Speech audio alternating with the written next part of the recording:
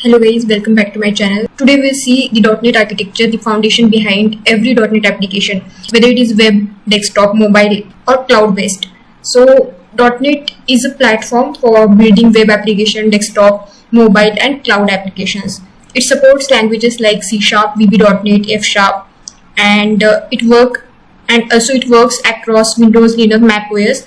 It is cross-platform, so .NET is cross-platform through .NET Core and .NET 5 Plus versions, and it is built on CLR, Common Language Runtime.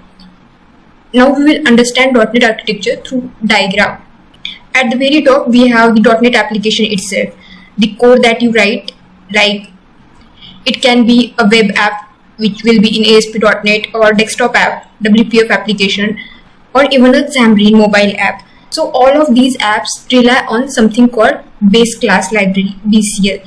Think of this as a GAIN toolbox provided by Microsoft. It includes collections, file input output, string handling, networking, link queue and much more.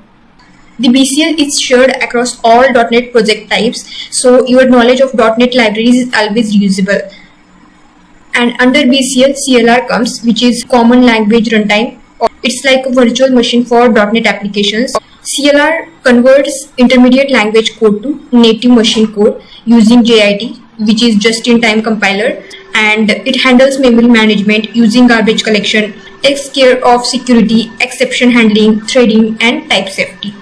When you write C# code and compile it, it first becomes intermediate language code. Then at runtime, CLR turns it into machine code that your system can actually run, that your system can actually understand.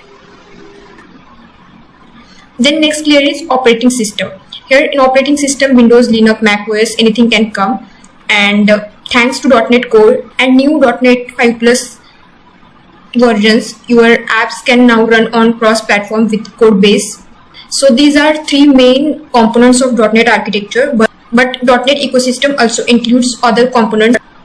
So other components are like NuGet, Entity Framework Core, ASP.NET Core, Blazor, MAU. So NuGet is package manager for .NET libraries, and Entity Framework Core is ORM database access, and ASP.NET Core is modern framework for building web APIs and web apps.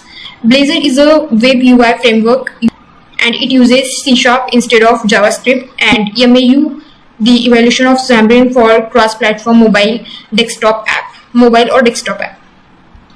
And MAU is the evaluation of Xamarin for cross-platform.